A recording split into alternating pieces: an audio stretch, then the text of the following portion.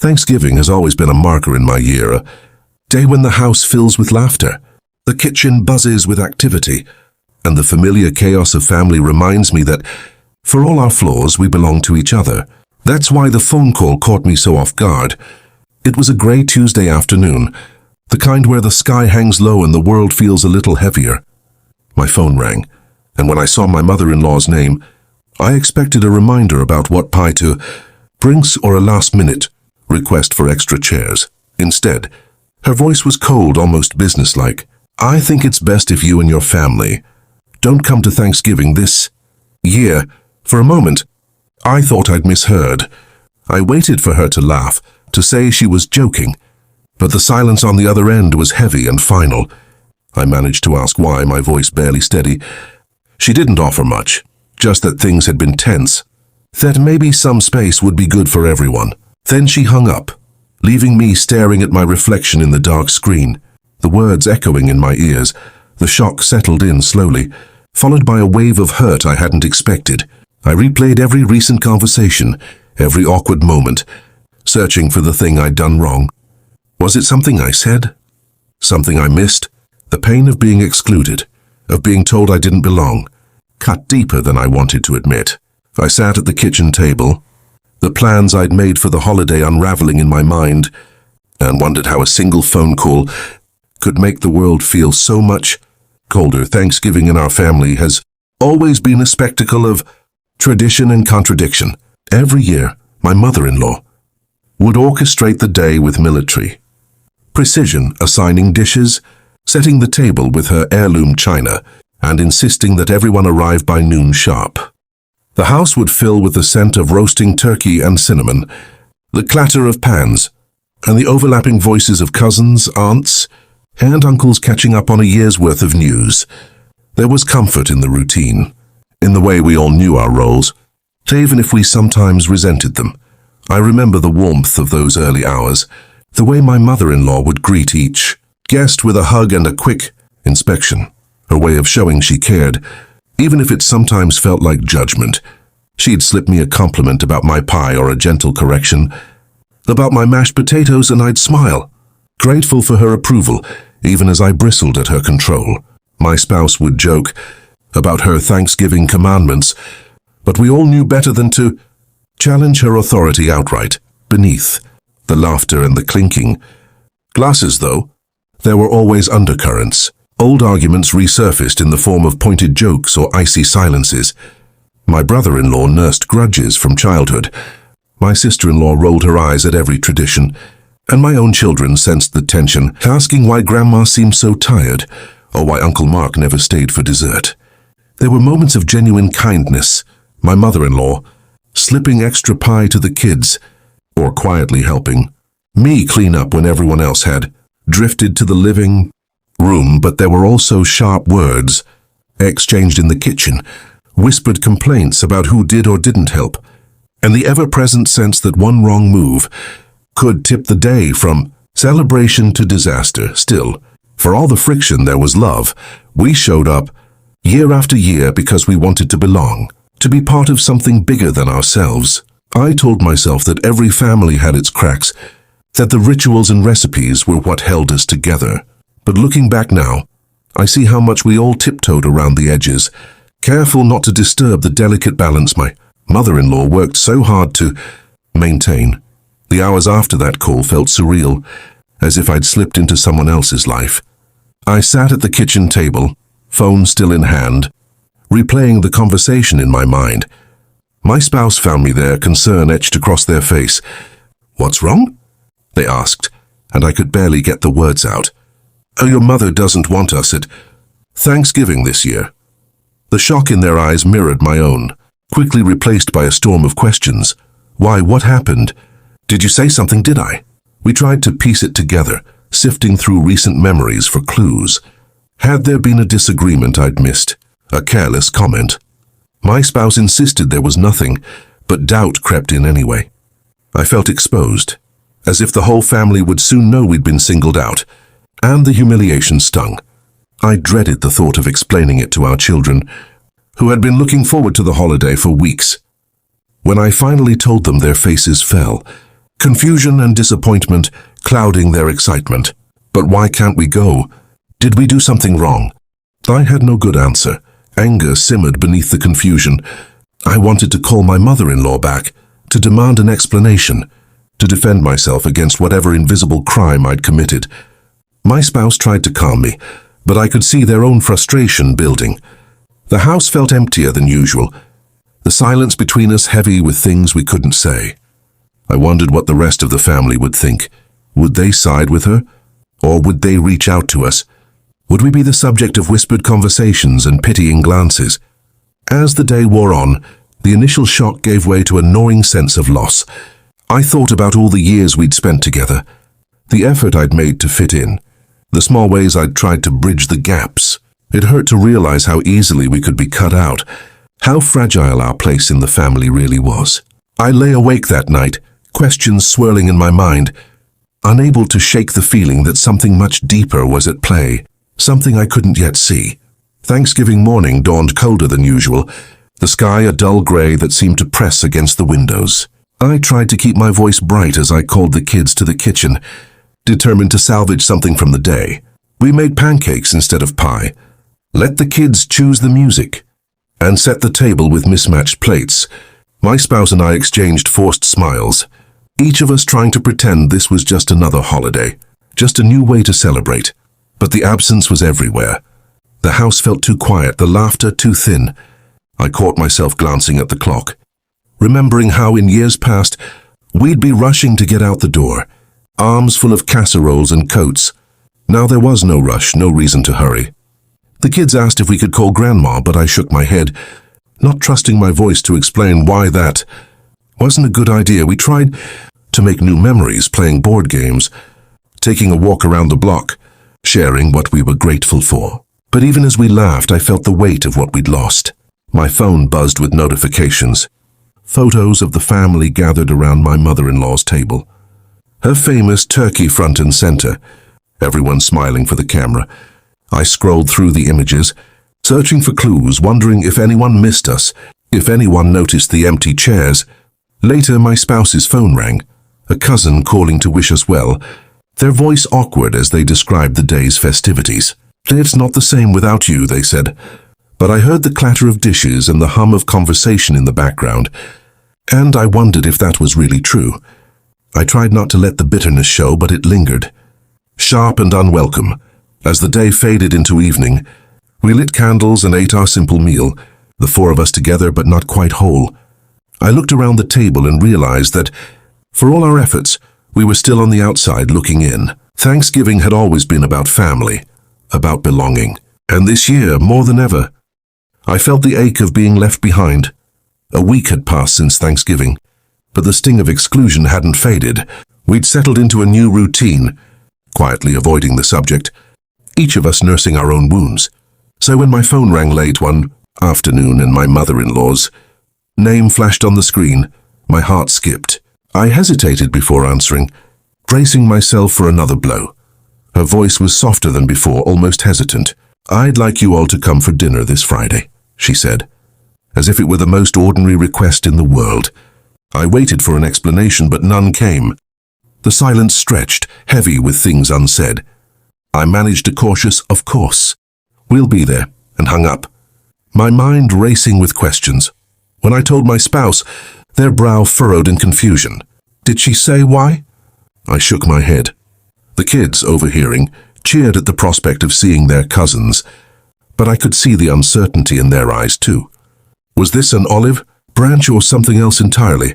The invitation felt less like a welcome and more like a summons, and I couldn't shake the sense that something was waiting for us on the other side of her door. The days leading up to dinner were tense. My spouse and I rehearsed possible conversations, wondering if we should bring a dish, a gift, or simply ourselves. I replayed every recent interaction, searching for clues. Was she going to apologize, explain? Or was this just another test, another way to remind us of our place? Friday arrived, and as we got ready, the air in our house was thick with anticipation. The kids dressed carefully, asking if they should be on their best behavior. I found myself straightening my hair, checking my reflection, wanting to appear composed, even as my nerves fluttered. As we drove to her house, the questions multiplied, each one heavier than the last. Whatever awaited us, I knew this dinner would be anything but ordinary. We arrived at my mother-in-law's house, just as the sun was setting. The sky streaked with the last gold of autumn. The porch light was already on, casting a warm glow that felt oddly uninviting. My mother-in-law greeted us at the door with a tight smile and a quick hug for the kids, her eyes darting past me as if she was searching for something or someone else. The house looked the same as always, but the air inside was different, thick with the kind of tension that makes you speak in whispers and watch your step. Dinner was already set, the table perfectly arranged, every fork and napkin in its place. We took our seats, exchanging polite greetings with the rest of the family. Conversation started with the usual small talk, school, work, the weather, but every word felt rehearsed, every laugh a little too loud. My spouse tried to lighten the mood, telling a story about the kids' latest adventure, but even that fell flat, the laughter dying. Quickly, my mother-in-law moved through the meal with practiced efficiency, refilling glasses and passing dishes, but her hands trembled ever so slightly.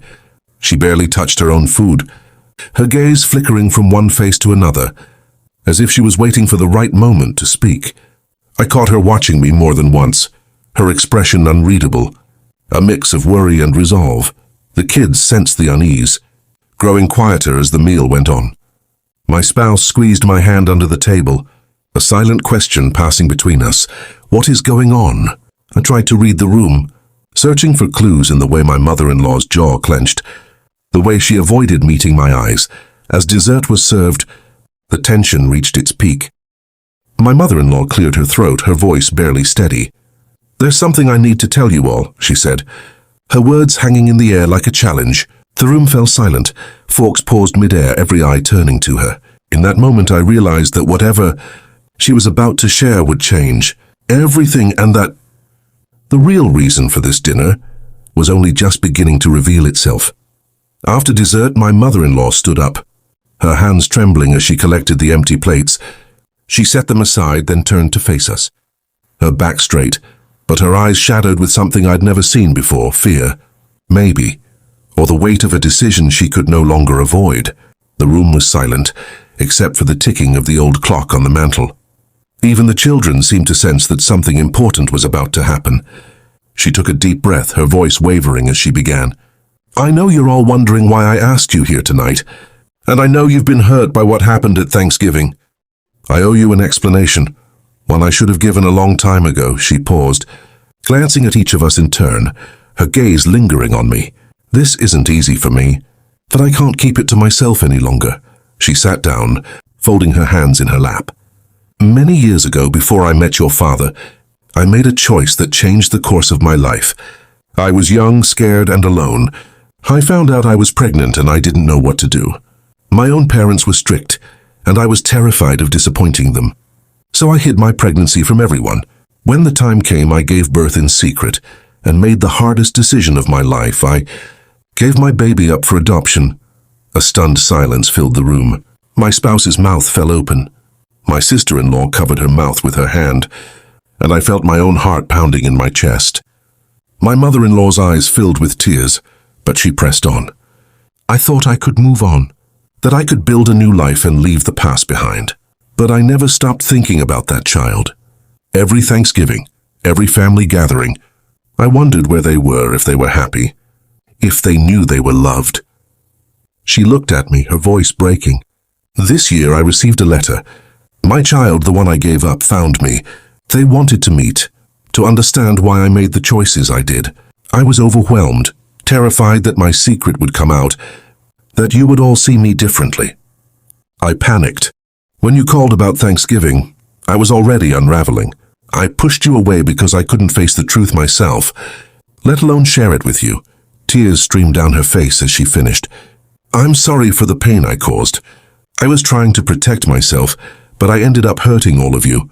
I hope you can forgive me, and I hope you can understand why I did what I did." The room was heavy with shock and emotion. In that moment, everything shifted. The woman I thought I knew was suddenly so much more vulnerable, flawed, and deeply human. Her secret explained not just this Thanksgiving, but so many small moments over the years, and as I looked around the table, I realized we were all seeing her and each other. With new eyes for a long moment, no one spoke. The air was thick with shock, the kind that makes you question if you really heard what you think you did. My spouse was the first to break the silence, their voice trembling. "Why didn't you ever tell us? All these years, we could have helped you carry this." There was hurt in their words, but also a desperate need to understand. My sister-in-law shook her head, her eyes shining with tears. "I always thought you were so strong, so in control. I never imagined you were carrying something like this." She reached for her mother's hand, but there was a distance between them now. A gap filled with years of unspoken pain. Felt a swirl of emotions, anger at being pushed away, empathy for the fear that must have haunted her, disbelief that such a secret could have been hidden in plain sight. Old wounds resurfaced, memories of times when my mother-in-law's sharp words or sudden silences had stung more than they should have. I wondered how much of her behavior over the years had been shaped by this hidden grief. The children, sensing the tension, grew quiet, their eyes wide as they tried to make sense of the adults' emotions. My spouse's voice softened. "I wish you'd trusted us. I wish you'd let us in." My mother-in-law wiped her eyes, her voice barely above a whisper. "I was ashamed. I thought if I pretended it never happened, I could protect you all from the truth. But I see now that secrets only build walls between us." We sat together, each of us wrestling with our own feelings, betrayal, compassion, regret. The family I thought I knew felt suddenly fragile, as if we were all standing on new ground. But beneath the confusion, I sensed the possibility of something different, a chance to rebuild, not on the illusion of perfection, but on the honesty of who we really were. The reckoning was painful, but it was also the first step toward understanding, not just my mother-in-law, but ourselves and each other. The days that followed were filled with difficult conversations. At first, the house felt raw and exposed, as if every word might reopen a wound. My spouse and I talked late into the night, sorting through our anger and confusion. "I just wish she'd trusted us," my spouse said more than once, their voice heavy with disappointment. I understood. I felt it too, the sting of being shut out, the ache of not being enough to share the truth with. But as the shock faded, something else began to take its place. We started to see my mother-in-law not just as the matriarch who held the family together, but as a woman who had carried a secret burden for decades. I remembered moments when she'd seemed distant or distracted, the way she'd sometimes stare out the window during family gatherings, lost in thought. I realized how much pain she must have hidden behind her careful routines and sharp words. One evening, my spouse and I sat with her at the kitchen table, the three of us surrounded by the quiet hum of the house. "We're hurt," my spouse admitted, "but we want to understand. We want to move forward." My mother-in-law nodded, tears in her eyes.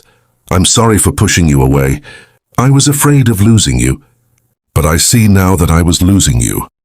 Anyway, by keeping this from you." We talked for hours, sharing our fears, regrets, and hopes. My sister-in-law joined us, her own anger softening as she listened. The children, sensing the change, grew more at ease, their laughter slowly returning to the house. Apologies were offered and accepted, not as a way to erase the past, but as a promise to do better in the future. Forgiveness didn't come all at once, but it grew with each honest conversation, each small act of kindness. We learned that families aren't made perfect by secrets or by pretending everything is fine. They're made stronger by truth, by the willingness to face pain together, and by the courage to forgive. In the end, we found a new sense of connection, one built not on old traditions, but on the honesty and love we chose every day. In the weeks that followed, our family began to settle into a new rhythm, one that felt less like walking on eggshells and more like learning to dance together. Even if we sometimes stepped on each other's toes, the old rituals didn't disappear, but they changed. We stopped pretending that everything was perfect, and instead we started talking about what was real. There were still awkward moments, still memories that stung, but there was also laughter that felt lighter, and hugs that lasted a little longer. My mother-in-law seemed different too. She smiled more, her eyes softer, her voice less sharp. She started sharing stories from her past, not just the polished ones, but the messy, complicated ones that made her who she was. My spouse and I found ourselves listening in a new way, not just for what was said, but for what had been left unsaid for so long. The children, sensing the shift, grew more comfortable, asking questions and sharing their own worries without fear of judgment. Realize that family isn't about perfection or tradition. It's about showing up, even when it's hard. It's about accepting each other's flaws and forgiving the mistakes that come from being human. The secret that once threatened to tear us apart became the thread that wove us closer together, reminding us that honesty, even when it hurts, is the only way to truly heal. As we gathered for our next family meal, there was a new kind of warmth in the room. We were still the same people, but we were also something more, a family that had faced the truth and chosen to love each other anyway. I looked around the table and felt a quiet gratitude for the second chance. We'd been given a chance to build something stronger, not in spite of our scars, but because of them. If you've ever felt the weight of secrets or the sting of being left out, know that you're not alone. Families are complicated, and sometimes the truth can hurt more than silence. But I've learned that facing what's real, no matter how painful, can open the door to forgiveness and healing. Even when it seems impossible, there's always hope for a new beginning. Don't be afraid to have the hard conversations, to offer grace, and to believe that even the most broken families can find their way back to each other. Sometimes honesty is the greatest gift we can give. If our story touched you, please consider subscribing to the channel for more true family stories. Don't forget to like this video and share it with someone who might need a little hope and healing in their own family. Your support means the world to us, and together, we can remind each other that no family is ever truly alone.